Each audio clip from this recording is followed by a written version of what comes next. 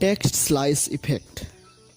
Basically आज की video में मैं आपको यही बताने वाला हूँ कि आप फोटोशॉप जैसे टेक्स्ट स्लाइस इफेक्ट को अपने मोबाइल से कैसे क्रिएट कर सकते हैं। इससे पहले मैं आपको बता दूं कि अगर आपने अभी तक चैनल को सब्सक्राइब नहीं किया तो प्लीज़ चैनल को सब्सक्राइब कर लीजिए। और ये रहा मेरा इंस्टाग्राम आईडी, आप मुझे इंस्टाग्राम में जाकर फॉलो कर लीजिए। वहाँ पर मैं मेरी हर एडिटिंग की सबसे पहले अपडेट देता हूँ। इस टेक्स्ट स्लाइस इफेक्ट को क्रिएट करने के लिए मैंने जिस एप्लीकेशन का यूज़ किया है वो है PS Touch एप्लीकेशन। अगर आपके पास PS Touch एप्लीकेशन नहीं है तो आप गूगल से इसको डाउनलोड कर सकते हैं, क्योंकि प्ले स्टोर पर ये एप्लीकेशन अवेलेबल नहीं है। सबसे पहले मैं यहाँ पर आ गया हूँ, PS Touch application document create कर लूँगा।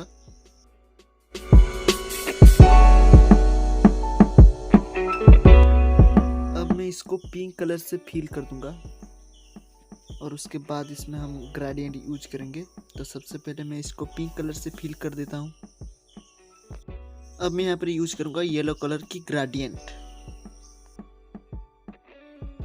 अब यहाँ पे मैं टेक्स्ट ऐड करूँगा। मैं कोई सा भी रैंडम टेक्स्ट यहाँ पर ऐड कर लेता हूँ, जैसे कि मैं यहाँ पर ऐड करूँगा माई यूट्यूब जर्नी। तो सबसे पहले यहाँ पर मैं लिख लेता हूँ माई, उसके बाद यूट्यूब और जर्नी लिखेंगे और उसको स्लाइस भी करेंगे।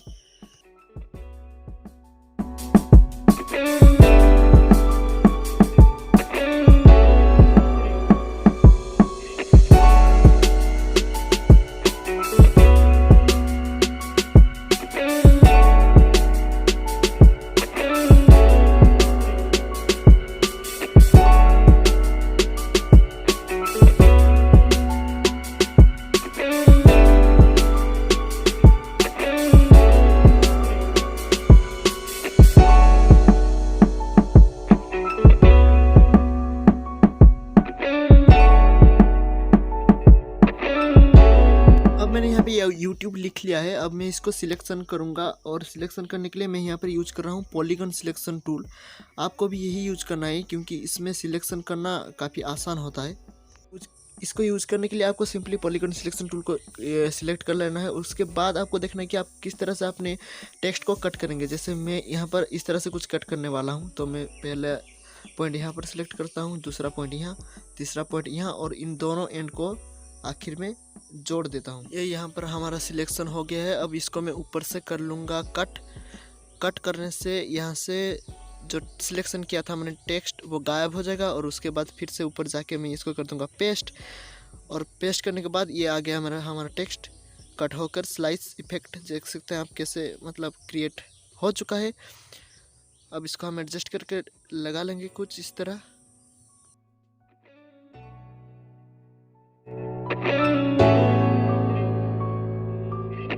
अब यहाँ पे मैं ऐड करूँगा मेरा दूसरा टेक्स्ट। उसके लिए मैं क्रिएट करता हूँ और एक एम्प्टी लेयर।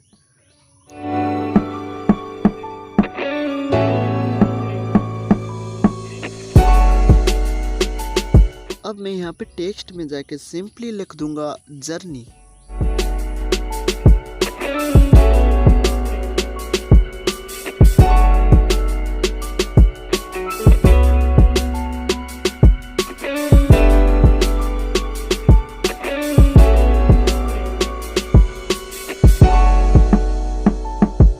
हम इसको करेंगे स्लाइस। तो फिर से वही प्रोसेस, पॉलीगन सिलेक्शन को मैंने चूज़ किया है। अब इसको मैं 3 पॉइंट्स में यहाँ पर चूज़ कर लेता हूँ और इन दोनों एंड को जोड़कर देख सकते हैं आप, यहाँ पर हमारा सिलेक्शन हो चुका है। इसको हम करेंगे कट करने के बाद इसको करेंगे फिर से पेस्ट करने के बाद अब मैं इसको थोड़ा अट्रैक्टिव दिखने के लिए कुछ अलग सा ट्राई कर रहा हूँ। यहाँ पर मैं इसको ओवरलैप कर दिया। अब इसकी मैं करूँगा क्रिएट शैडो क्रिएट करूँगा। उसकी शैडो की वैल्यू वगैरह मैं यहाँ पर एडजस्ट कर लेता हूँ। अब मैं इन सारे लेयर्स को मर्ज डाउन कर रहा हूँ।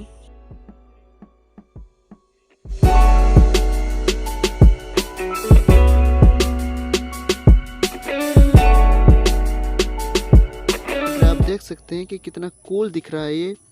अब इसको हम क्या करेंगे, सेव कर लेंगे सिंपली यहाँ से।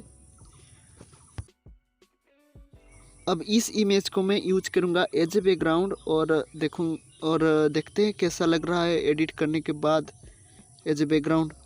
तो सिंपली मैं इसको सेव करके ओपन करूँगा पिक्सआर्ट एप्लीकेशन में और यहाँ पर जाऊँगा पिक्सआर्ट की ड्रॉ टूल के अंदर तो चलिए चलते हैं। अब यहाँ पर आने के बाद मैं सिंपली जो मेरा बैकग्राउंड है, मतलब इमेज का बैकग्राउंड है, ये रोड वाला बैकग्राउंड मैं सिंपली यहाँ पर कर लूँगा ऐड।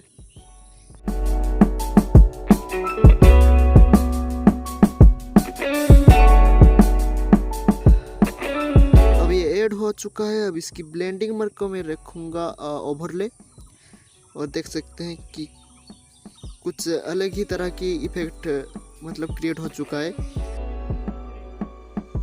अब उसी बैकग्राउंड को मैंने किया है एक डुप्लीकेट कॉपी, और उसकी ब्लेंडिंग मोड को मैंने रखा है नॉर्मल। अब इरेज टूल में जा करके इस नॉर्मल वाले बैकग्राउंड को मैं कुछ इस तरह से मैं इरेज कर लूँगा।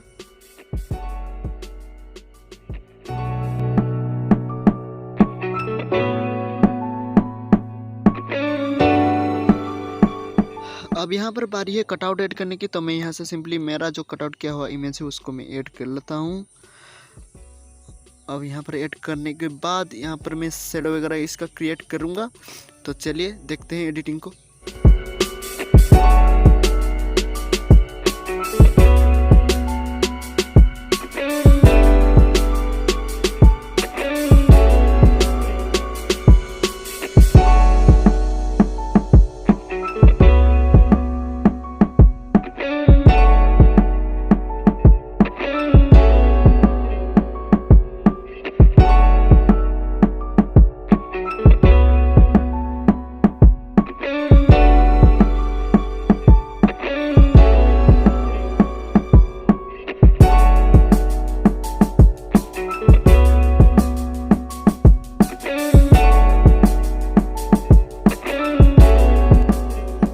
ये देख सकते हैं एडिट हो चुका है कंप्लीट, और यहाँ पर मैंने ज़्यादा कुछ एडिट नहीं किया है, सिर्फ कटआउट ऐड करके शेडो क्रिएट कर लिया है। फिर भी दिखने में बहुत ही कूल लग रहा है और बहुत अच्छा लुक भी है। मैंने सोचा नहीं था कि इतना अच्छा लुक आ सकता है। आप भी इस ट्रिक को यूज़ करके आपके थंबनेल वगैरह को एडिट कर सकते हैं और उसको एक प्रोफेशनल लुक दे सकते हैं। तो वीडियो में इतना ही था। अगर वीडियो पसंद आया हो तो प्लीज़ वीडियो को लाइक करना मत भूलना, और अगर चैनल को आपने अभी तक सब्सक्राइब नहीं किया है तो प्लीज़ यार सब्सक्राइब कर दो, और इंस्टाग्राम में भी मुझे फॉलो कर लेना। और हाँ, एक और बात, मेरा जो नेक्स्ट वीडियो आने वाला है उसमें आपको मैं PS Touch की एक टूल के बारे में बताऊंगा। इस वाले टूल के बारे में आपको मैं बताऊंगा, जो कि बहुत ही मतलब काम का टूल है, बहुत इंपॉर्टेंट टूल है। सो स्टे ट्यून्ड, देखते हैं। तो मिलते हैं अगले वीडियो में, तब तक के लिए बाय बाय।